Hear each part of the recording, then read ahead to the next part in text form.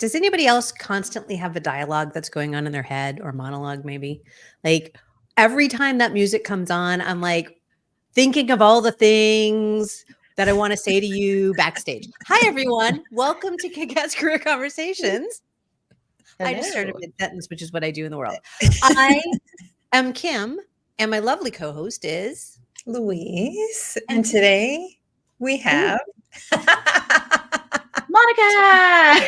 yay, Monica. Louise took me by surprise. She's Hey. never done that before. did. I That jumped was in. awesome. That was awesome. We're trying new things, keeping them snappy.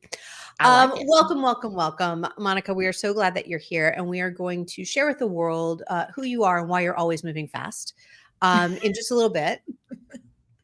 Like how I tied that one in, huh? Yeah.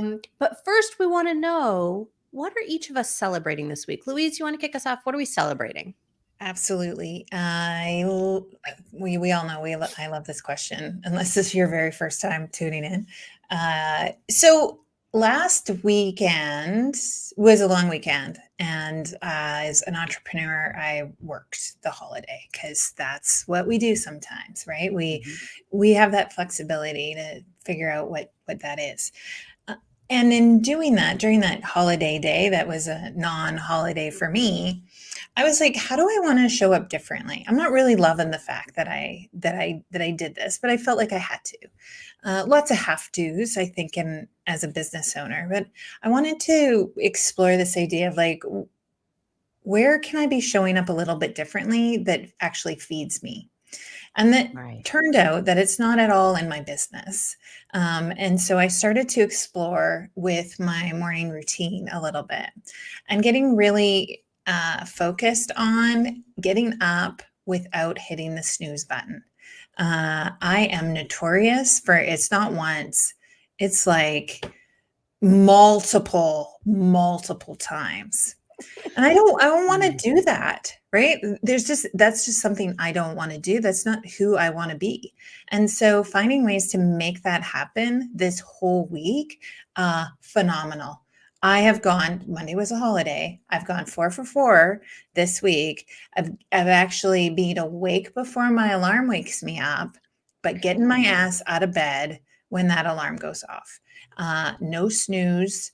And it's been fabulous. So I'm kind of celebrating that whole process of like, what do I want to change? Like what's important to me?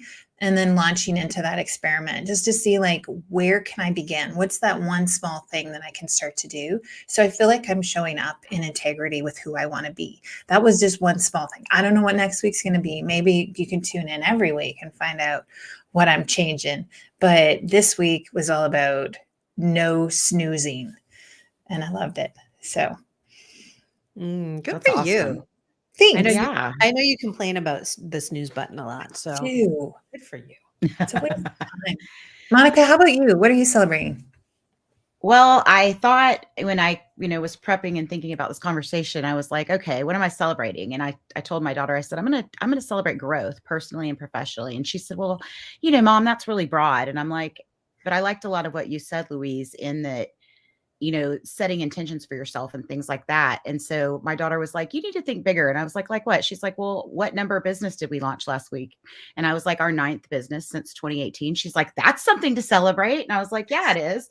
So we did launch our 9th business since 2018 last week. And it's called the Impact Agency. And we're excited about that.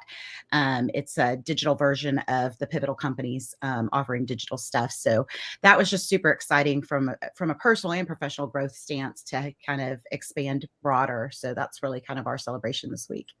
I love that. And yes, with 9 launches, you might start to get a sense of why this woman is always on the run. Yes, this is why I'm always on the go. I will tell you, Louise, though, I downloaded, this is so funny. I don't think that I'm a procrastinator, but I really probably am.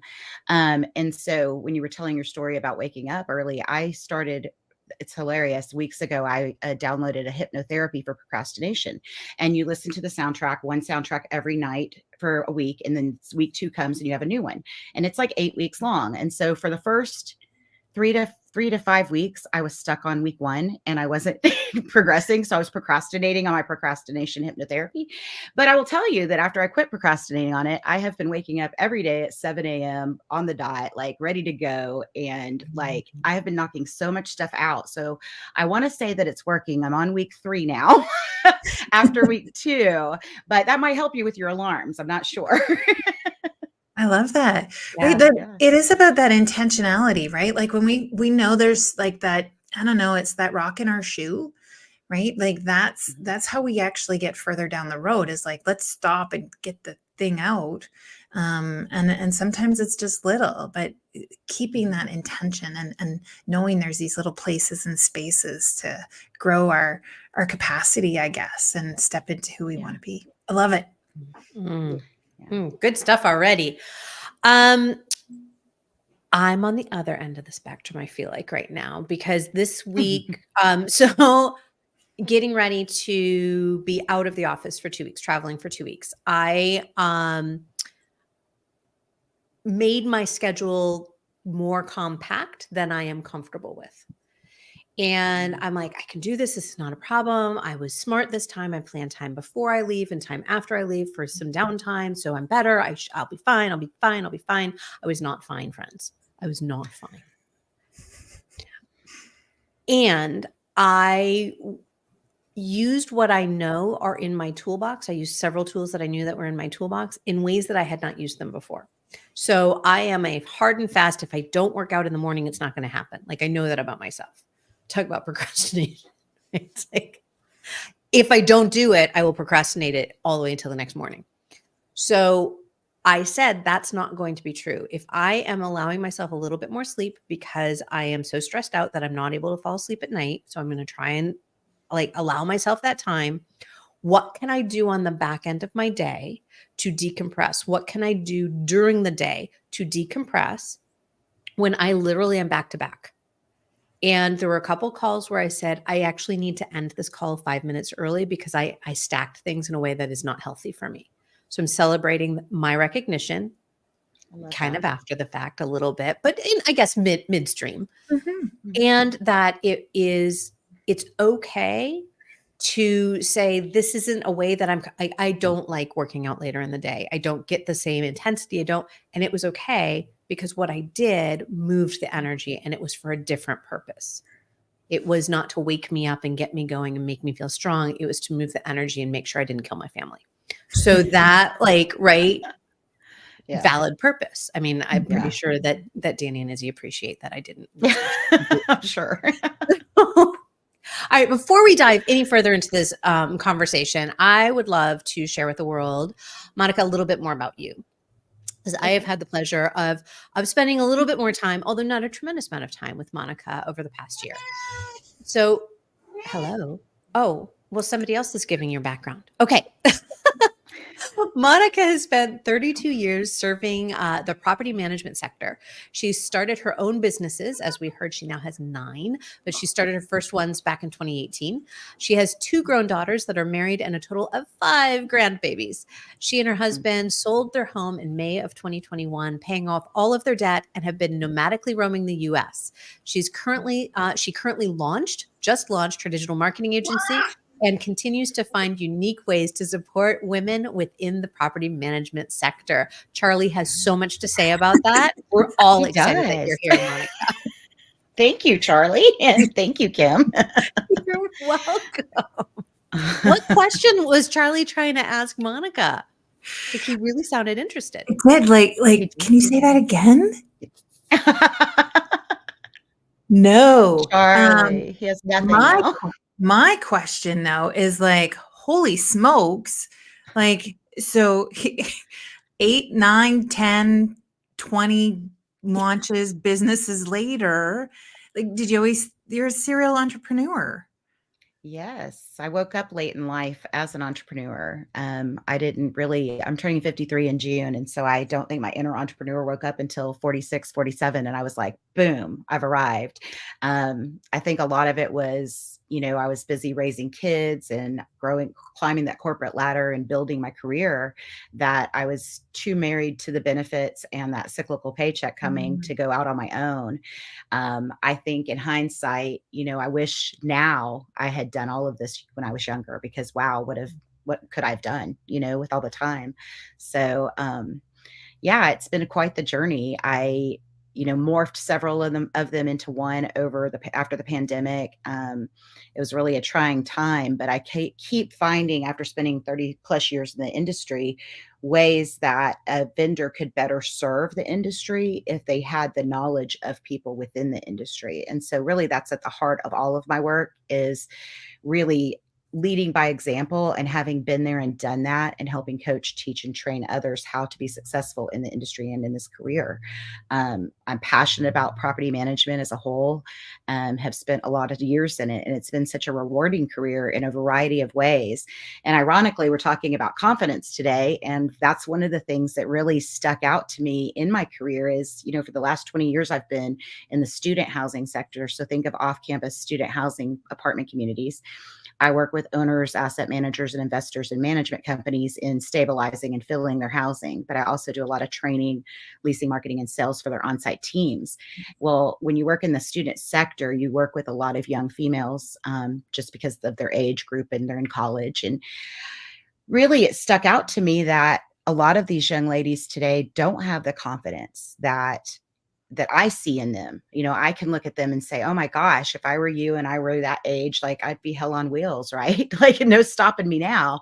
And they don't have that confidence. And that's one of the things that I've really enjoyed in that piece of my career, is working with that younger generation and seeing that and having that knowledge, even in raising my own two daughters, to know where they might lack confidence and why, and how to help them achieve the things that they're scared to achieve. And doing other podcasts or speaking with other young individuals, a lot of times they're like, how do you do that? And I think being an entrepreneur is about being a risk taker. We're the dreamers. We're the dreamers, and we go out and make those things happen, and we are willing to take the risks. But a lot of young individuals aren't, unless they have that innate, born, natural entrepreneurial spirit from kindergarten, and some people do. I talked to a girl today earlier that was selling hair things in third grade, like, to her class, and had permission slips for parents. So I think all of that kind of ties into kind of my career and past and stuff as well. What about like young Monica? Like, did she dream that this would be like, did you dream that this would be you, or was there another dream that she had, like career wise? What was that? What was that about? Well, I think I'm super ambitious and really driven. I was raised by a very independent woman. And so I think seeing that strength and independence in her, younger Monica was really, I think we fight, or not fight, but we oftentimes probably do different or opposite of what we saw, because when we're growing up, we don't want to do what our parents did most of the time, but then sometimes we end up circling back and doing what our parents did. But younger Monica was really into corporate America, climbing that corporate ladder, getting to the top, and always, striving and being ambitious to do that. And once I reached kind of that top level of, in the sales leg of it in corporate America, I was kind of like, okay, my kids are grown. They're out of the house. I had some opportunities present themselves that were just timely, where it was like, I went to work for a guy that was very entrepreneurial minded. He offered me double my salary to leave corporate America. So I was like, sure, why not? My kids are grown. What do I got to lose? So I took that leap of faith, and really, it was a very awful experience, if I'm being honest. It was very not pleasant work environment at all. However, I learned so much that I would absolutely do it over and over again, because the takeaways really, it launched my serial entrepreneurship and the way I view and experience things. And so, yeah, my team, my husband, everybody's like, stop creating now, stop inventing. But I'm just kind of like that idea bank right now. If you come to me with X, Y, and Z, I went on a Virgin cruise in September, and I wanted to work for Virgin so bad the entire time. I could think of every marketing gimmick thing that they should be rolling out. So, yeah, I think young Monica was very career focused and driven and very rigid, where my mom was not, by example. She was that entrepreneur spirit, nomad type personality. And so I think I was striving for the opposite. But once I got older, had that confidence in myself, and have spent so many years in the market and in the industry, I feel, extremely confident in my expert opinion on anything property management because of the time that I've spent and the jobs that I've done in doing those. So I would say younger Monica was really obsessed with climbing that corporate ladder, and then older Monica's very obsessed of not working for anyone but herself.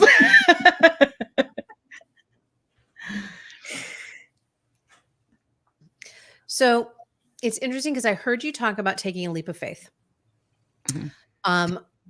And thinking about talking with younger women, because that's what I know you're passionate about, speaking with younger women about taking a leap of faith, what you see in them, even though you were driven, did you see that in yourself when you were younger? Like, were you able to Yeah. see? Yeah. Isn't that the miracle of confidence? It's like we recognize it so often after time. Yeah, it's so true. I think about that a lot, especially with my daughters. They're turning 29 and 30 this summer. And, just watching them grow and learn and trying to teach them to have that confidence and view themselves and care for themselves. The pandemic was a really hard time for me as a newer entrepreneur. And I made a ton of rookie mistakes. Like that could be its own episode. Um, but I learned so much. And so, the thing that has stuck with me is that perseverance. I hold on to that so dearly. I think those of us that are entrepreneur minded, like you can pitch failure in a way that can make you feel really icky. But if you really turn it around and use it as a fail forward and a learning step to be on to the next thing, it frames failure in a different way. And so it doesn't feel so personally beating up, for me anyway, by exuding that confidence or having the wherewithal to go forward and do the things that I want to do. And so I think um yeah, it's very liberating the older we get as women. I think we have way more confidence with age and time, at least I do. And now I'm kind of like, I've been saying for the last 6 months, I'm a big Taylor Swift fan, so don't hate if you aren't. But, I've been saying that, for me, I don't know where I was going with Taylor Swift. I got sidetracked. I'm so sorry. Just Taylor Swift. Taylor Swift, it's Yeah, good for the SEO. Taylor Swift. Yes. Taylor, I love her. I've been listening to I'd Be the Man all morning. That's been my jam today. So if that tells you where I'm coming from. But yeah, I think younger females, I don't think we know as women. Where I was going is during the pandemic, I got under such an amount of stress that a lot of old trauma came up, and it really forced me to do a lot of self-reflection. And I think I self-reflect naturally anyway. That's just part of who I am. But I look at life in a very different way now. And so it would be really unique and an amazing thing if I could capture what that is and be able to hand it off to younger females. That would be, a dream for me. Like, let me take this and teach you now that these things don't matter that you think that do. And these things do matter when you're older. And so really being able to frame work, life, confidence, goals, whatever it is, in a way that they believe in themselves and they can do it. And it's not coming from a place of fear. Like you've got to brave it out and show up, and you've got to keep showing up. And in talking to many entrepreneurs, we all talk about that's the difference is we fall down, we get back up. We fall down, we get back up. We fall down, we get back up. We don't get stopped. And those people that fall down and then get in that yucky place of misery and, oh no, why me? And then they stop and then they just go back to a regular 9-to-5 job. And I think that, being able to keep going when odds are against you is such a valuable quality that people don't really hone in on too early in life. At least not in my world. We didn't. So that we talk about that often here, right? That idea of resilience, and it's an interesting flavor towards confidence is how does our own resilience, regardless of our situation, how does our own resilience build confidence? How does it help strengthen that muscle? Because that's kind of what I'm hearing you say is that's what happened for you is Mhm. continually getting back up and trying new things. Being in that icky first opportunity before you went onto your entrepreneurial journey, that having that space to understand I don't have to stick here. And I know, Louise, you and I talk a lot with our clients about not getting in. We don't need to be stuck. Right. Mhm. Yeah. I think it is really interesting to think about resilience and this whole idea of failure and how these two things kind of play together. Because I know growing up too, it's I always think of like resilience as the bike ride, right? Like as you're learning to ride the bike, Mhm. going through my mind is don't fall and skin your knee. Like don't fall, don't fall, don't fall. And that's because that's what I saw, right? I saw you see kids fall off their bikes all the time and skin their knees, right? And it looks like it's painful and that it hurts.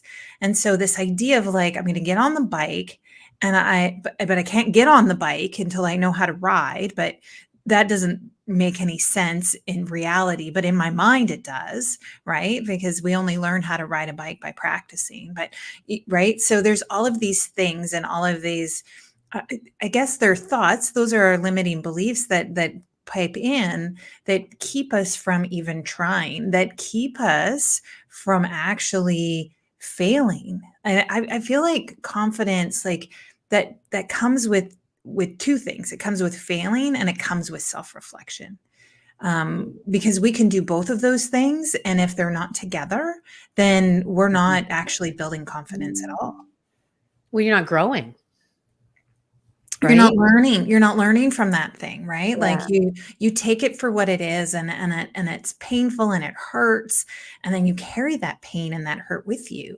When we can kind of step out of that to say, okay, well, what's the bigger picture, right? What did I actually learn? Well, I learned that I shouldn't learn how to ride a bike going downhill on a gravel road. Like Yeah. that's maybe not how to do it, right? Right. So, but I really do like, I love that you said, Monica, about like that self reflection. And I Mhm. think as young people, we we don't have the capacity. I was going to say we're not born with, but I don't know that that's true. But we can learn how to self reflect, but we don't see the value in that because we're going 100 miles an hour and we're young and wild and free. There's a song There is a song, Mhm. but that's we're not not going to sing it. Taylor Swift. I'd be the man. Right, but I think that's kind of that awkward space, especially as young people, and that we are going 100 miles an hour, and we are right, and we don't think about that self-reflection piece, and so we're not really learning the lessons that are there to be learned. I think that's interesting because it takes me to a mindset or a place of, in my mind, that, you don't know what you don't know. And when you're younger, you're just living life. And so I remember it's so ironic we're talking about this. Like a week ago, a conversation that came back to my memory that I had had years ago, probably 15, 20 years ago now. And I was leaving a company and they said, the HR head of HR said to me, she goes, your reputation supersedes you. And I was too young to really think about what that meant, and I never stopped and self-reflected. If you had asked anybody about younger Monica, they probably wouldn't say, oh yeah, she's super confident. And I didn't show up like I do today. I was more concerned about optics, right? And how I was perceived, but that I was doing a good job and I was being a good girl and I was growing and being successful. I never stopped one time to think about how do I look to others and what does that feel like or look like? And I think that as we get older, we are able to pause and reflect on that and think, okay, what does that mean? And what a major compliment that was to younger Monica that Monica didn't even like couldn't appreciate the value of at the time because I Mhm. just didn't know what I didn't know. And I didn't see myself as others had seen me. Younger Monica, when I was moving through my property management career, I had a boss tell me that, I was too kind. I was too nice. I had too big of a heart. And I do have a big heart and I am kind. I've also had that same organization, the head of HR tell me, you're the only person that I've ever seen that can terminate someone and they give you a hug. And I'm like, that's because they know it's coming. Like, it's not a surprise. It's called open communication. And I think that that's so important. And I think it's so important for younger people to be able to have that vocal voice and speak it and feel confident to speak it, even if they might say something silly or look funny or be made fun of or whatever. Those are going to be dings to the confidence and cause people to not want to open up and share. But there's so much value in authenticity, in my opinion. And I'm a huge curator of authenticity and kindness because I feel like it's our job to be the change we want to see in this world. I have children and grandchildren, and I want them to grow up in a place that's good and that's not terrible. And it's my job to make sure that I can show up and be the change every day. And that's something that's in my control. And so I feel like it starts with one person, change does, and it's by showing up and being that change. And I think it's having conversations like this that the younger generation can hear and learn from, because again, you don't know what you don't know. If someone had told me when I was 20, you need to self-reflect, Monica, or your reputation supersedes you. That means you're really great and you don't even realize it. And I didn't feel like Monica Morgan was really great when she was younger. I mean, I knew how to stabilize an asset. I could manage one, I could lead people, like those things, but I didn't comprehend that those were great things. Like that was really valuable. Mm-hmm. Yeah. Well, it's that valuation, right? And whether it's intrinsic, whether we're able to value it inside or we're able to hear that it's extrinsic and receive it, right? Because that's another thing is we can receive that external validation, that extrinsic validation, and not necessarily receive it, which is what you said happened with you. It's really interesting when we go to this place of valuation. And I talked in my newsletter this week about authenticity. And so it's so funny because I'm like, what did I say already? Oh no, that was in writing. But this place of authenticity and living our values and valuing ourselves enough to create the boundaries that we need to create. So we're not letting in that noise, that extrinsic noise. It's allowing ourselves to gauge and discern that importance for ourselves, right? We talk a lot about personal agency and autonomy of thought on our show here.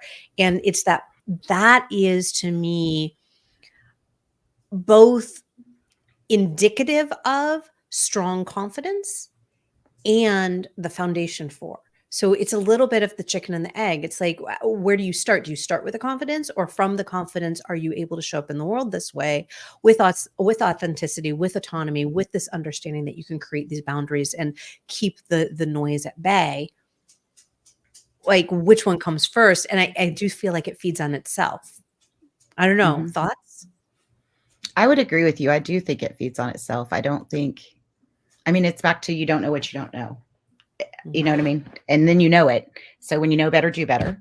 But, well, I think it does feed back into that. Yeah. Yes. And I'm going to drop that in there. Sweet, yeah. So if that were true all the time and always true, that once we figured out that we were confident, we would continue to be confident. Yeah, right. And that is not true. Right. When I was in my corporate experience, I owned it. I was confident in a lot of the things that I did. I was really good at what I did until I was in a place that didn't see that. And that pulled my confidence, that crushed me, that made me feel really, really small. That I lost my voice, I lost my confidence, I lost my credibility, I lost all of those things.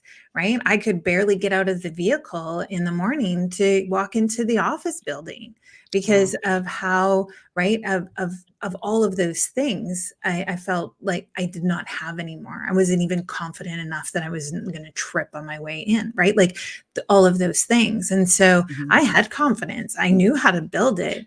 And yet like that feels like sometimes it gets stolen, or somebody comes along and pushes me off the bike and I was in the middle of a race, right? It can shake us. Was that a growth edge for you? Were you going into something new, or was that something that you were confident in that then, like you said, you got knocked off the bike?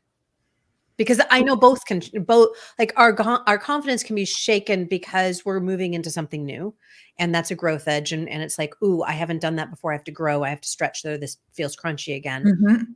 And then there's that place of, wait, I was confident. Where the hell did my confidence just go?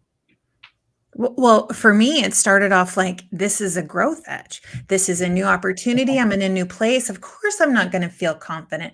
Of course, that imposter syndrome is going to like creep up on me. That's okay. I know these things. I've been in growth edges before. I've got it right. And then it's like, yeah, but I never came through the other side. All of a sudden, the imposter is Mm. really, really loud. All of a sudden, right? That growth edge is not an edge anymore. I'm not going up on that learning curve. I'm like headed down someplace else. How did you That's rebuild that? interesting. Yeah. Yeah, right? It is. How did you rebuild that? I got the hell out of there. There you go. Yeah. I think it's It was a interesting recognition. because Yeah. Go ahead. Go ahead. yeah, I think no, I was just gonna say I think you're totally right. But I think for me it was a little different, but I can relate to you because for me, I was unaware. I knew I was good at my job. Obviously, I was growing, being promoted, things like that. But I was not really self-aware of my confidence or I knew I did a good Mm. job and that I was that person, but I didn't see that value outside of my realm for others. And so for me during the pandemic, I never had imposter syndrome until after the pandemic hit. And all of a sudden I started experiencing that for the first time. And I was like, what is this? I just always just took my orders, went and marched. You said go climb the hill, I go climb the hill. Call me if you need help. And that's what I'm doing. I'm over here doing the hill. And so I think it was interesting to have to step back and learn about imposter syndrome in situations like that. And I could see where that would knock you off kilter if you were naturally confident and moving ahead and then you got knocked down. You're like, what is this? And where did it come from? And then of course would have that kind of hurt ego and those things. I took a course 2 winters ago. That was a needs-based living course. And I never stopped and thought ever in my life until 50 years old about my needs and if they were being met. And what are my boundaries? And I think a lot of this has been that time of life where I've kind of morphed the older I get, and the more I'm self-reflective, and the more I think and work with different people, I can say, okay, I can see this, or I know beyond a shadow of a doubt, I know my business in asset management, like challenge me, and so I don't, but you can get in the moments where you're trying to push out something new and people are like, you let that stuff play into your mindset. You tell yourself your limiting beliefs and allow those thoughts to creep in. And that's really challenging. So I could imagine, yes, getting out of there for you was probably the best next step, but also like recovering from that, the recover personally from that and the recognition and lessons you got from it. I think that's interesting. Mhm. It is a recovery process, I think, right? Mhm. Absolutely. Regardless of where you are in that space or however it comes to you. Like when we are in our midlife, that can feel really like really, really shaky, right? To say like, holy smokes, what's happening here? You talk about needs. I was 52 and I learned about like needs. They get Yeah, met. I have them. I Like, have some. what's that? None of them are being met. What is happening? But I think that's like that's that moment of or that power of that self-reflection, right? It's that Yeah. power of the pause in your life and the noise that's going on, and then unpacking to say, okay, well, but what is really true? Right? What are the stories I'm telling myself? What is really true here? And then where do I go? Where do I take that next small step to move forward? And I think we do rebuild it, absolutely. Maybe it's not even a rebuild. We don't have to rebuild our confidence. We just have to reconnect with ourselves to know like it was always there. We just get disconnected from it a little bit. Mhm. Yeah, I like Yeah. that idea of connecting and disconnecting because I think that when I asked, is it like that growth edge space, and then right, you didn't feel like you could move forward with confidence, or you're standing in a place of confidence and all of a sudden it disappears. It is something that we can plug into, and that can sometimes be unplugged from us. I That was one of my many times where I stepped into that place of what I didn't know was imposter syndrome because I didn't feel like I didn't belong, didn't feel like I was in a space that maybe I wasn't an expert, but I could definitely add value. And yet somebody came along and was like, but you don't know this is what you don't know, and this is what you're showing up with in a way that's not helpful in this space. And that was like, what? Whoa. So that was where, right, you can feel very confident and then hear from something from the outside. And again, that goes to this place of how far do we let in the external noise? I let that one all the way in, and it totally deflated me. I know that rebuilding process, that healing process that came from that meant that I needed to learn certain things. A lot of it was behavioral, a lot of it was mindset, but it was also actually going out and learning shit I didn't know. Right. That I just kind of bypassed because I didn't know that I needed to know, or it wasn't willful ignorance. It was, I just didn't know that this would be helpful information. Yeah. But it can feel really crunchy when somebody comes along and says, you're not as cool and amazing as you think you are. Right. Like that. The most confident people in the world that doesn't affect. I genuinely, I wish I had that kind of Teflon at times. I've learned how far to let things like that in, but it is challenging when we put ourselves, whether it's asking for a promotion, asking for a new client, putting a new project out into the world, whatever the thing is that we're doing, it feels so vulnerable at that moment, right? And I know we were talking about everything's a process, not a moment, but at that moment, it can feel really scary. And therefore, like it's the veil gets really thin where our confidence can be rocked even more. Absolutely. Okay, so here we are, three amazing women who have been through the ringer, who've fallen off many bikes, skinned many knees, and here we are winning the race in a lot of ways. So what tips or things can you think of that can be helpful to others who maybe aren't feeling like they're winning the race, or maybe they're a little wobbly on their bikes right now?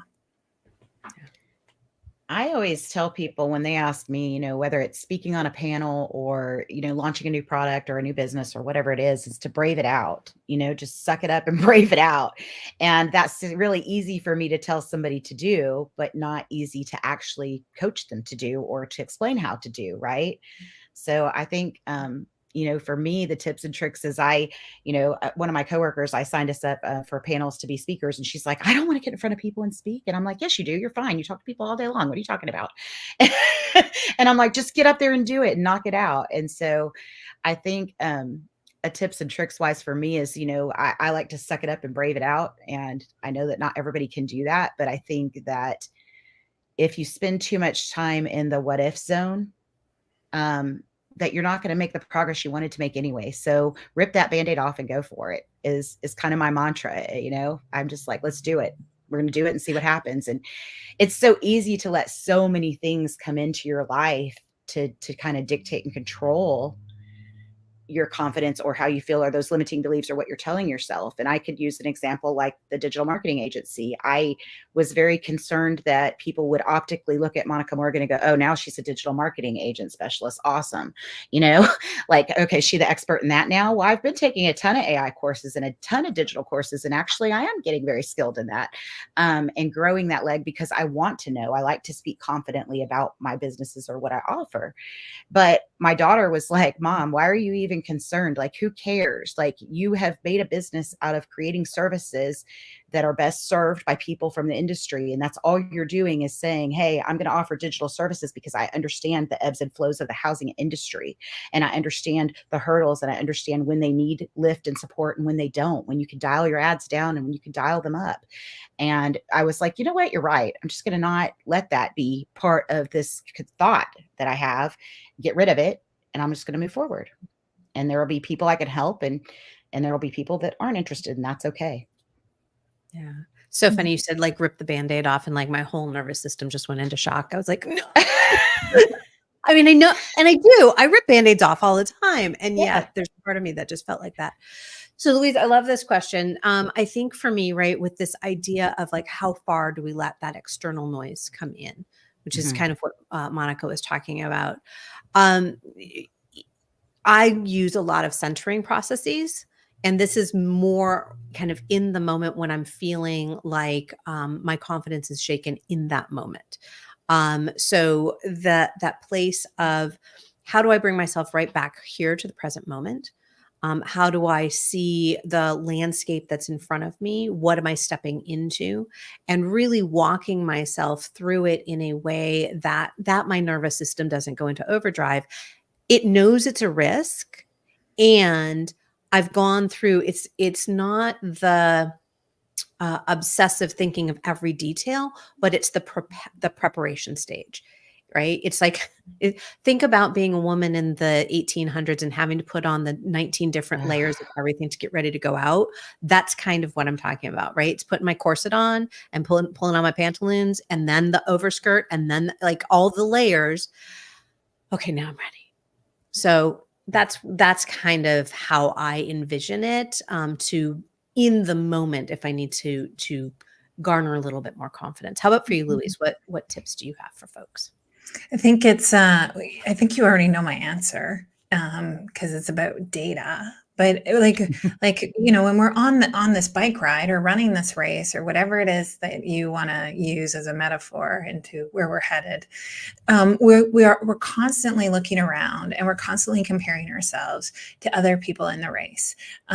Where are they? What are they doing? I could never do that, right? Or right, and so or we've set this expectation, right, for ourselves because of what we've seen come on around us.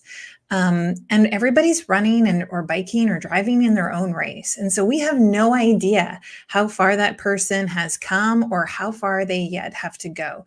We only know our race. And when we can stick to our race and we can still looking at, the environment and what's going on, but knowing that that's for us, right? And it doesn't matter how many bikers are on the road.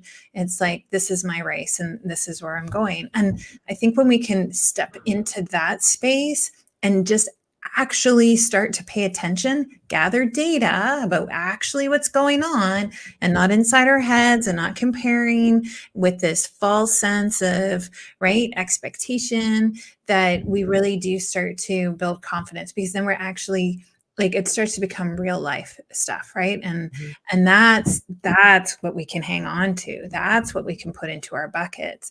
And when our bucket gets a hole in it and it shakes us a little bit, it's like, right? Yes. And I know how to fix that bucket. I know how to pick up those pieces, and I know how to get more in case I've lost a few. That's that space, anyways. I always When I call took that that, put your eyes on your own paper. Just put your eyes back on your own paper. that's what I was going to say. When I took that needs-based living course, they taught us to get into the emotional elevator. And so a good example of this emotional elevator for me was that I wasn't aware of the things I was telling myself, the self-limiting beliefs. I was unaware of them. And so I told myself that if my kids called, I needed to answer the FaceTime. I wanted to see the grandchildren. I wanted to have that opportunity. I hated if I missed that moment. But I also didn't value, my husband had cooked us a hot meal to sit down and have dinner together, and he wanted to eat while it was warm. I felt like I was telling myself I was a bad mom because I wasn't answering the call because I was eating my dinner and trying to have a dinner with my spouse and, be a normal person. And so the emotional elevator, what you do, put yourself in there and you ask yourself, you keep asking yourself the questions. So I would say, I'm telling myself I'm a bad mom because I didn't answer the phone. Is that true? No, it's not true. Every day of the week, I'm going to tell you, no, it's not true. I'm there for my kids all the time. And just because I choose to not take a call and have a hot dinner doesn't mean I'm a bad mom, Monica. So I think for me, that tip is, after you guys kind of explained your versions too, I use that emotional elevator a lot. And I ask myself the questions all the way till I get to the bottom. There's no more questions. Is it true? Yes or no? If it's not true, then I'm like, out, we're moving on. Yeah. It's all about being prepared, right? It's all about going through those stages for ourselves and understanding how to rebolster ourselves so we can go back at it. Yeah. This has been an amazing conversation, Monica. Thank you for bringing your high energy, amazing self to the table today. Thanks for having me. Yeah, absolutely. Where can people find you out in the world if they want to know about your 9 businesses or just want to connect to talk? So the pivotalcompanies.com is my main business. I'm on LinkedIn under Call Monica Morgan. I'm on TikTok under Call Monica Morgan. You can catch me doing all kinds of things, flyering, moving students in, doing turn, punching units, all kinds of things on TikTok. But all of those are under Call Monica Morgan. And then the main business is thepivotalcompanies.com. Beautiful. Love Thanks so it. much. Love it. Thank you guys And so much. yeah, what a great conversation that we It had was. today. If you want to, if you listener would like to carry on the conversation, you can find Kim and I wherever you listen to podcasts. Kick-Ass Career Conversations goes live every Friday right here where you're watching, but we also turn this into a podcast, so you can always catch the replay. You can also find what Kim and I are up to at yourkickasscareer.com. And speaking of what we're up to, we have a micro class coming up all around the micro moments of joy. This is where Kim and I have launched this little series of mini classes, less than 25 minutes, where you can get these little golden nuggets to help you make big movements in your life. It's not just about in the work that you do. So join us March 14th for the next one. Also, Being Human in the Workplace with Catherine is coming up on March the 1st. So make sure you tune into that however you want to listen. We're in all the places and spaces, but we're going to have another great conversation. Monica, thank you so much for this juicy, juicy conversation. I don't think we can talk about confidence enough, actually, because there are so many places and spaces in our lives, I think, as women especially, where we can feel a little bit wobbly. So the more we talk about it, the more we come together in community. That's just, and the better off the world is. I agree. Cool things happen when women come together. They really Oh, do. 100%. Amen. That is the mic drop moment. Monica, thank you again. And thank you, everybody, for tuning in. We will see you back here, same time, same bat channel. I haven't said that in a while. And we will see you soon. Okay. Bye for Thanks, now. guys. Yeah.